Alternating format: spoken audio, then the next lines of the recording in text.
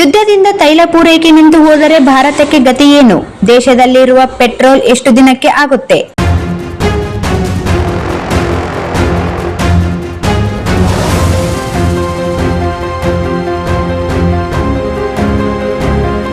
ಮಧ್ಯಪ್ರಾಚ್ಯ ಹೊತ್ತಿ ಉರಿಯುತ್ತಿದೆ. Israel Iran ಸಂಘರ್ಷದಲ್ಲಿ America ಅಖಾಡಕ್ಕೆ ಪ್ರವೇಶ ಮಾಡಿದೆ. ಇರಾನ್ ಸರ್ವೋಚ್ಚ ನ್ಯಾಯಕ ಆಯತೊಲ್ಲಾ ಖಮೇನಿ ಸೇರಿದಂತೆ ಹಲವು ಪ್ರಮುಖ ಮುಖಂಡರನ್ನು ಅಮೆರಿಕ ಹಾಗೂ ಇಸ್ರೇಲ್ ಜಂಟಿ ಕಾರ್ಯಾಚರಣೆಯಲ್ಲಿ ಕೊಂದು ಹಾಕಿವೆ. ಗಲ್ಫ್ ದೇಶಗಳಿಂದ ತೈಲ ಪೂರೈಕೆಗೆ ಅಡಚಣೆಯಾಗಿದೆ. ಜಾಗತಿಕವಾಗಿ ತೈಲ ಬೆಲೆ ಹೆಚ್ಚುವ ಮತ್ತು ಪೂರೈಕೆ ಮೊಟಕುಗೊಳ್ಳುವ ಸಾಧ್ಯತೆ ಹೆಚ್ಚು ಕಾಣುತ್ತಿದೆ.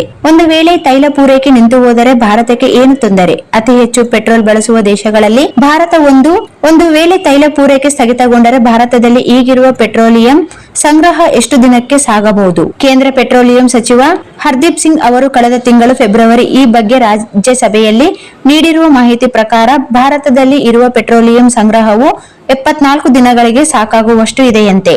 ಅಂತಾರಾಷ್ಟ್ರೀಯ ಇಂಧನ ಸಂಘಟನೆಯಾದ ಐಇಎ ಒಂದು ದೇಶದಲ್ಲಿ ಕನಿಷ್ಠ 90 ದಿನಗಳಿಗೆ ಆಗುವಷ್ಟು ಪೆಟ್ರೋಲ್ ಸಂಗ್ರಹ ಇರಬೇಕು ಎಂದು ಶಿಫಾರಸು ಮಾಡಿದೆ. ತೈಲ ನಿಕ್ಷೇಪಗಳಿಲ್ಲದೆ ದೇಶಗಳಿಗೆ ಈ ನಿಯಮ ಅಥವಾ ಶಿಫಾರಸು ಅನ್ವಯ ಆಗುತ್ತದೆ. ಹಲವು ಐರೋಪ್ಯ ದೇಶಗಳು ಈ ನಿಯಮವನ್ನು ಪಾಲಿಸುತ್ತಿವೆ. ಅವನ್ನು ಬಿಟ್ಟು ಹೆಚ್ಚಿನ ದೇಶಗಳಲ್ಲಿ ಇಷ್ಟು ಸಂಗ್ರಹ ಇಲ್ಲ.